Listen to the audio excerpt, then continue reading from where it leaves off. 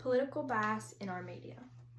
Strong political opinions are what continue to separate us as a nation today and tear us apart. Media bias specifically is when many journalists and news producers are biased in their stories and events they cover and how they choose to present it to us. The biased media news outlets are what add fuel to the fire daily. Conservative and liberal bias are two of the main examples of media bias. Recently, Title 42 has been a very important topic and problem in our nation, and they have very strong viewpoints from the conservative and liberal side.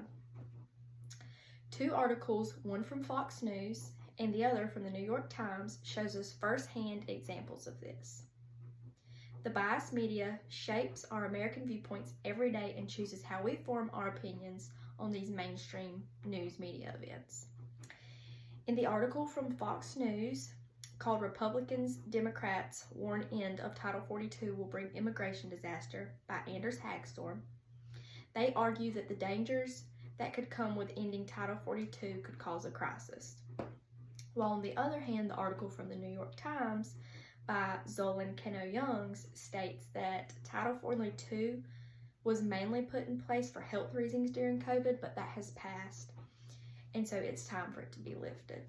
The article we read from Fox News is worded in a very different way from the one in the New York Times. Fox poses the topic as a threat, while Times shows it as a way of moving forward in America. Articles as these are how we also form our opinions on these topics ourselves. In the article from Fox News, Hagstrom states directly, Republicans have warned for months that ending the policy would only worsen the crisis at the border. Hagstrom. On the other side of the table, the New York Times article says that Title 42 is just a racist law put in place because we as Americans have the mindset to associate minorities and some outsiders with diseases by Youngs.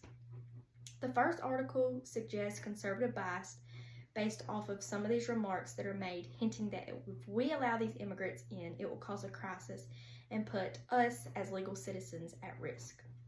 When reading the second article from Times, that suggests liberal bias, stating things such as, even though Title 42 was first put into place to keep diseases they brought in with them during COVID, that's not a solution anymore. COVID has passed, which is why it should be lifted. And these tones carry throughout the whole articles, showing bias in each of them from the New York Times and Fox.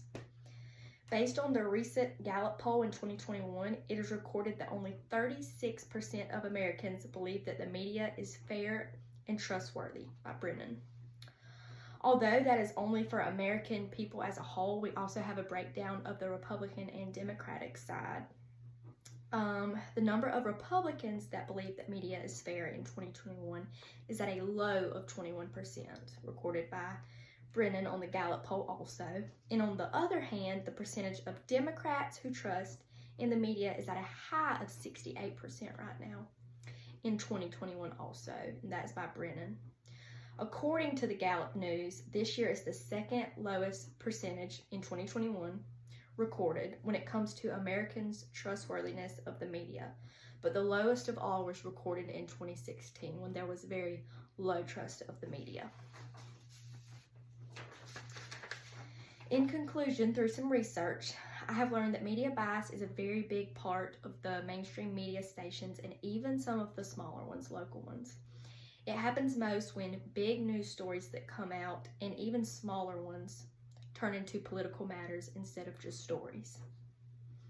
This research goes along with the political socialization and media bias ideas from Chapter 4 that we read in our textbook, stating that the news reporters, for the most part, put out there on the media what they know people want to hear, basically. This information is valuable because it demonstrates how, by creating biased news, it is giving us as people the satisfaction to hear only what we want to hear in the media today, and goes along with our First Amendment and the Constitution, goes hand in hand, giving us the right to free speech and press. Thank you.